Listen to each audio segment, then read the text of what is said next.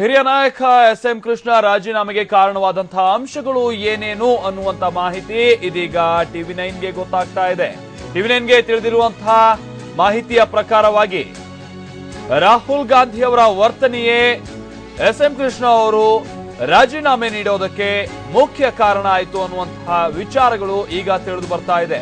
ವಿದೇಶಾಂಗ ಸಚಿವ ಸ್ಥಾನದಿಂದ ಕೆಳಗಿಳಿಸಿದ್ರು ರಾಹುಲ್ ಗಾಂಧಿ ಅವರು. ಜೊತೆಗೆ ರಾಜ್ಯಸಭಾ ಸದಸ್ಯತ್ವಕ್ಕೂ ಕೂಡ ವಯಸ್ಸಿನ ಕಾರಣವನ್ನ ಹೇಳಿ ಆ ನಂತರದಲ್ಲಿ ಮತ್ತೆ ರಾಜ್ಯಸಭೆಗೆ ಇವರನ್ನ ಕಂಟೆಸ್ಟ್ ಮಾಡದೇ ಇರುವಂತೆ ಮಾಡಿದ್ರು ಅಥವಾ ಆಯ್ಕೆ ಮಾಡದೇ ಇರುವಂತಹ ರೀತಿಯಲ್ಲೂ ಕೂಡ ವರ್ತಿಸಿದ್ರು. ಹಾಗೆ ವಯಸ್ಸಿನ ಕಾರಣ ಹೇಳಿ ರಾಜ್ಯಸಭೆಗೂ ಕೂಡ ಅವರನ್ನ ನೇಮಕ ಮಾಡಿರಲಿಲ್ಲ.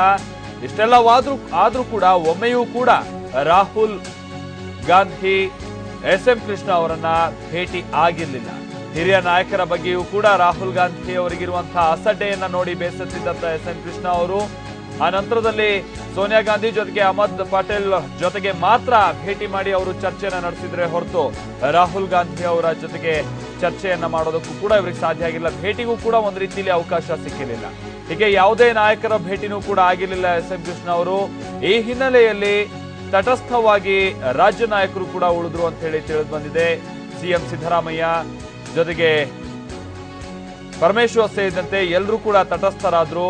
ಈ ಬಗ್ಗೆ ಆಪ್ತರ ಬಳಿ ಎಸ್.ಎಂ. ಕೃಷ್ಣ ಅವರು ಬಹಳಷ್ಟು ಬಾರಿ ಅಳಲನ್ನ ತೋಡಿಕೊಂಡಿದ್ರು ಅಂತನೂ ಕೂಡ ತಿಳಿದು ಬಂದಿದೆ. ಹಿರಿಯ ನಾಯಕ ಎಸ್.ಎಂ. ಕೃಷ್ಣ ರಾಜೀನಾಮೆಗೆ ಇದೇ ಅಂಶಗಳು ಕಾರಣವಾದವು ಅನ್ನುವಂಥದ್ದು ಕೂಡ ಈಗ ತಿಳಿದು ಬರ್ತಾ ಇರುವಂತಹ ವಿಚಾರ. ಅದರಲ್ಲೂ ಪ್ರಮುಖವಾಗಿ ಎಸ್.ಎಂ. ಕೃಷ್ಣ ಅವರು ವಿದೇಶಾಂಗ ಇಲಾಖಾ ಸಚಿವರಾಗಿದ್ದಂತಹ ಸಂದರ್ಭದಲ್ಲಿ ರಾಹುಲ್ ಗಾಂಧಿ ಅವರು ಆಗ ಲೋಕಸಭಾ ಚುನಾವಣೆಯ ತಯಾರಿಯಲ್ಲಿದ್ರು. ಆಗ ಯುವಕರಿಗೆ ಮಣೆ ಹಾಕಬೇಕು ಅನ್ನುವಂತ ಒಂದು ಕಾರಣವನ್ನ ಮುಂದಿಟ್ಕೊಂಡು ಎಸ್.ಎಂ. ಕೃಷ್ಣ ಅವರನ್ನು ಕೂಡ ಸರಿಯಾದ ರೀತಿಯಲ್ಲಿ ಅವರು ನಡ್ಸ್ಕೊಂಡಿರ್ಲಿಲ್ಲ ಅನ್ನುವಂತಹ ವಿಚಾರಗಳೆಲ್ಲವೂ ಕೂಡ ಈಗ ಬಟಾ ಬಯಲಾಗ್ತಾ ಇರುವಂತಹ ವಿಚಾರಗಳು. ಹಾಗೆ ಆ ಸಂದರ್ಭದಲ್ಲಿ ವಿದೇಶಾಂಗ ಇಲಾಖಾ ಸಚಿವ ಸ್ಥಾನದಿಂದ ಅವರನ್ನ ಕೆಳಗಿಳಿಸಲಾಯಿತು. ಆ ನಂತರದಲ್ಲಿ ಅವರು ಈ ಹಿಂದೆನೆ ಒಂದು ಪ್ರವಾಸದಲ್ಲಿದ್ದಂತಹ ಸಂದರ್ಭದಲ್ಲಿ ಜಂಟಿ ಸುದ್ದಿಗೋಷ್ಠಿಯನ್ನ ನಡೆಸ್ತಾ ಇದ್ದಂತಹ ಸಂದರ್ಭದಲ್ಲಿ ಅವರು ಸ್ವಲ್ಪ ತಪ್ಪು ಮಾಡಿದ್ರು ಅನ್ನುವಂಥದ್ದು ಕೂಡ ಅವರ ವಿರುದ್ಧ ಇದ್ದಂತಹ ಒಂದು ಆರೋಪ. ಅದು ಕೂಡ ಒಂದು ಹಂತದಲ್ಲಿ ಮುಜುಗರ ತಂದಂತಹ ವಿಚಾರ ಅನ್ನುವಂಥದ್ದು ಕೂಡ ಆ ಸಂದರ್ಭದಲ್ಲಿ ಚರ್ಚೆಯಲ್ಲಿತ್ತು. ಅದರ ಜೊತೆಗೇನೆ ರಾಹುಲ್ ಗಾಂಧಿ ಅವರು ಒಂದು ಹಂತದಲ್ಲಿ ಮೇನ್ ಸ್ಟ್ರೀಮಿಗೆ ಬಂದಂತಹ ಸಂದರ್ಭದಲ್ಲಿ ಎಸ್.ಎಂ. ಕೃಷ್ಣ ಅವರನ್ನ ಕೆಳಗಿಳಿಸಲಾಗುತ್ತೆ. ಆ ನಂತರದಲ್ಲಿ ರಾಜ್ಯಸಭಾ ಸದಸ್ಯತ್ವಕ್ಕೂ ಕೂಡ ಅವರನ್ನ ನೇಮಕ ಮಾಡೋದಿಲ್ಲ. ಆ ನಂತರದಲ್ಲಿ ಇದೆಲ್ಲವೂ ಕೂಡ ಎಸ್.ಎಂ. ಕೃಷ್ಣ ಅವರಿಗೆ ಬಹಳ ನೋವಿತ್ತು. ಜೊತೆಗೆ ಇಷ್ಟೆಲ್ಲ ತಮಗೆ ಬ್ಯಾಕ್ ಟು ಬ್ಯಾಕ್ ತಮ್ಮ ಬಳಿ ಇದ್ದಂತಹ ಅಧಿಕಾರವನ್ನ ಕಸಿದುಕೊಳ್ತಾ ಇದ್ರು ಕೂಡ ಒಮ್ಮೆಯೂ ಕೂಡ ಅವರನ್ನ ಕರೆದು ಮಾತನಾಡಿಸುವಂತ ವಿವೇಚನೆಯನ್ನ ಎಲ್ಲಿ ರಾಹುಲ್ ಗಾಂಧಿ ಅವರು ತೋರಿಲ್ಲ ಅನ್ನುವಂಥದ್ದು ಎಸ್.ಎಂ. ಕೃಷ್ಣ ಅವರಿಗಿದ್ದಂತಹ ಅಸಮಾಧಾನ. ಇದನ್ನ ಅವರು ಬಹಳಷ್ಟು ಮಂದಿ ಬಳಿ ಹೇಳ್ಕೊಂಡಿದ್ರು ಅಂತಾನೂ ಕೂಡ ತಿಳಿದು ಬಂದಿದೆ. ಆ ನಂತರದಲ್ಲಿ ಅಹಮದ್ ಪಟೇಲ್ ಜೊತೆಗೆ ಸೋನಿಯಾ ಗಾಂಧಿ ಅವರನ್ನ ಒಂದೆರಡು ಬಾರಿ ಅವರು ಭೇಟಿಯಾದ್ರೂ ಕೂಡ ರಾಹುಲ್ ಗಾಂಧಿ ಅವರನ್ನ ಭೇಟಿಯಾಗಿಲ್ಲ. ಇತರ ನಾಯಕರನ್ನು ಕೂಡ ಭೇಟಿಯಾಗೋದಕ್ಕೆ ಇವರಿಗೆ ಅವಕಾಶ ಸಿಕ್ಕಿರಲಿಲ್ಲ. ಇದನ್ನ ಬಹಳಷ್ಟು ಮಂದಿ ಬಳಿ ಅವರು ಹೇಳ್ಕೊಂಡಿದ್ರು ಅಂತಾನೂ ಕೂಡ ಈಗ ತಿಳಿದು ಬರ್ತಾ ಇರುವಂತಹ ವಿಚಾರ. ಈ ಬಗ್ಗೆ ಮತ್ತಷ್ಟು ಮಾಹಿತಿಯನ್ನ ಕೊಡ್ತಾರೆ ನಾವು ಪ್ರತಿನಿಧಿ ಸುಕೇಶ್ ನಮ್ಮ ಜೊತೆಗೆ ನೇರ ಸಂಪರ್ಕದಲ್ಲಿದ್ದಾರೆ. ಸುಕೇಶ್, ಈಗ ಎಸ್.ಎಂ. ಕೃಷ್ಣ ಅವರು ಮೊನ್ನೆ ನಾನು ರಾಜೀನಾಮೆ ಕೊಟ್ಟಿದ್ದೀನಿ ಅನ್ನುವಂತ ವಿಚಾರವನ್ನ ಬಹಿರಂಗ ಪಡಿಸಿದಂತಹ ಸಂದರ್ಭ, ಅಂದ್ರೆ ನಿನ್ನೆ ಬಹಿರಂಗ ಪಡಿಸಿದಂತಹ ಸಂದರ್ಭದಲ್ಲೂ ಒಂದು ಹಂತದಲ್ಲಿ ರಾಹುಲ್ ಗಾಂಧಿ ಅವರ ವಿಚಾರವಾಗಿ ತಮಗಿದ್ದಂತಹ ಬೇಸರವನ್ನ ಅವರು ಆಗಾಗ ಹೇಳ್ಕೊಳ್ಳುವಂತ ಪ್ರಯತ್ನದಲ್ಲೇ ಇದ್ರು. ಈಗ ಅದು ಮತ್ತೊಂದಷ್ಟು ವಿಚಾರಗಳು ಬಯಲಾಗ್ತಾ ಇರುವಂತಹದ್ದು. ಈಗ ರಾಹುಲ್ ಗಾಂಧಿ ಅವರ ವಿಚಾರವಾಗಿ ಇವರಿಗೆ ಏನೇನು ಅಸಮಾಧಾನ ಇತ್ತು, ಅವರ ನಡೆ ಇವರಿಗೆ ಯಾವ ರೀತಿ ಬೇಸರ ತಂದಿತ್ತು, ಇದು ಇವರ ರಾಜೀನಾಮೆಗೆ ಹೇಗೆ ಕಾರಣ ಆಗ್ತಾ ಹೋಯ್ತು ಸುಖೇಶ್?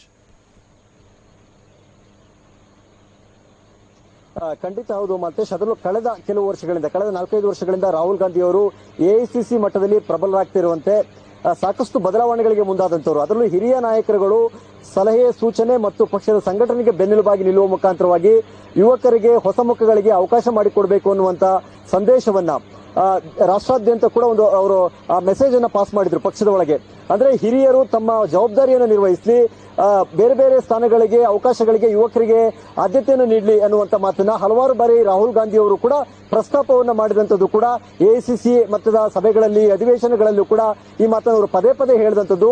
ಮತ್ತು ಯುಪಿಎ ಸರ್ಕಾರ ಮತ್ತು ಪಕ್ಷದ ಮಟ್ಟದಲ್ಲಿ ಯುವಕರಿಗೆ ಮಣೆ ಹಾಕುವಂತ ಕೆಲವೊಂದು ಪ್ರಯೋಗಗಳನ್ನು ಕೂಡ ಮಾಡತಕ್ಕಂಥದ್ದು ಕಂಡು ಬಂದಿತ್ತು ಕಳೆದ ಕೆಲವು ವರ್ಷಗಳಲ್ಲಿ. ಇನ್ನು ಎಸ್.ಎಂ. ಕೃಷ್ಣ ಅವರ ವಿಚಾರಕ್ಕೆ ಬಂದಾಗ ಅದೇ ಫ್ಯಾಕ್ಟರ್ ವರ್ಕೌಟ್ ಆಗಿರ್ತಕ್ಕಂಥದ್ದು. ಅಂದ್ರೆ ಎಲ್ಲೋ ಒಂದ್ ಕಡೆ ರಾಹುಲ್ ಗಾಂಧಿ ಅವರಿಗೂ ಕೂಡ ಆತ್ಮೀಯರಾಗುವಂತ ಪ್ರಯತ್ನವನ್ನ ಒಂದು ಹಂತದಲ್ಲಿ ಎಸ್.ಎಂ. ಕೃಷ್ಣ ಅವರು ಕೂಡ ಮಾಡಿದ್ರು.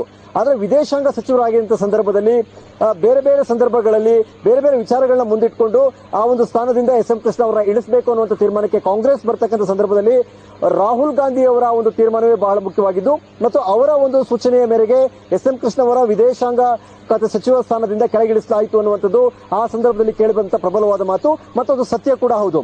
ಬೇರೆ ದೇಶದ ಭಾಷಣವನ್ನು ಓದಿದ್ರು ಇವೆಲ್ಲವೂ ಒಂದು ನೆಪಮಾತ್ರವಾಗಿ ಇಟ್ಕೊಳ್ಳುವಂತ ಒಂದು ವಿಚಾರ ಆಗಿದ್ರು ಕೂಡ ಒಟ್ಟಾರೆಯಾಗಿ, ಯಾಕಂದ್ರೆ ಅವರು ಕಾಂಗ್ರೆಸ್ನಲ್ಲಿ ಸಾಕಷ್ಟು ವರ್ಷಗಳ ಸೇವೆಯನ್ನು ಸಲ್ಲಿಸುವಂತದ್ದು, ಇಲ್ಲಿ ಮುಖ್ಯಮಂತ್ರಿ ಆಗಿರುವಂತದ್ದು ಇರಬಹುದು ಅಥವಾ ಅವರು ರಾಜ್ಯಪಾಲರಾದ್ರು, ಕೇಂದ್ರ ಸಚಿವರಾದ್ರು, ಬೇರೆ ಬೇರೆ ಸ್ಥಾನಗಳನ್ನು ಅಲಂಕರಿಸಿದ್ರು ಕೂಡ ಇಷ್ಟೆಲ್ಲ ಪಕ್ಷವನ್ನು ಕೊಟ್ಟು ಸುಮಾರು 80 ವಯಸ್ಸನ್ನ ದಾಟಿದ ಕಾರಣಕ್ಕಾಗಿ ಅವರನ್ನ ಪಕ್ಷದ ಸೇವೆಗೆ ಅಥವಾ ಸಲಹೆ ಸೂಚನೆ ಹೀಗೆ ಅವರು ಬ್ಯಾಕಪ್ ಆಗಿ ಇರ್ಲಿ ಅನ್ನೋ ರೀತಿಯಲ್ಲಿ ಅವ್ರನ್ನ ಅಲ್ಲಿಂದ ಒಂದು ಇಳಿಸಲಾಯಿತು.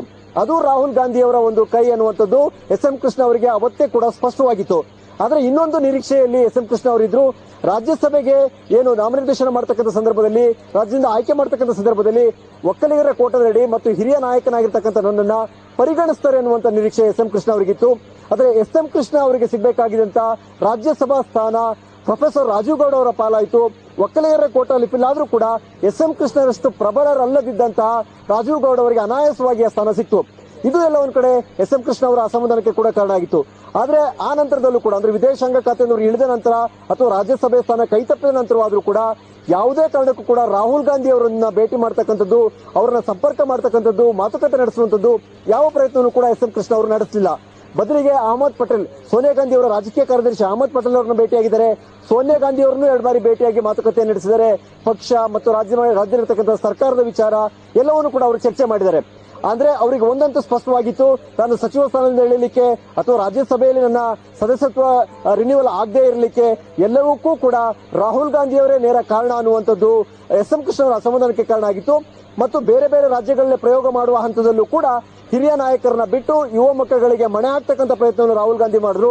ಅಲ್ಲಿಗೆ ಎಸ್ ಎಂ ಕೃಷ್ಣ ಅವರಿಗೆ ಒಂದಂತೂ ಸ್ಪಷ್ಟ ಆಗಿತ್ತು, ಯುವಕರಿಗೆ ಆದ್ಯತೆ ನೀಡುವ ಹಂತದಲ್ಲಿ ಅಥವಾ ಹೊಸ ಮುಖಗಳಿಗೆ ಮಣೆ ಹಾಕುವ ಭರದಲ್ಲಿ ರಾಹುಲ್ ಗಾಂಧಿ ಸಂಪೂರ್ಣವಾಗಿ ಹಿರಿಯ ನಾಯಕರುಗಳನ್ನ ಕಡೆಗಣಿಸಿದ್ದಾರೆ.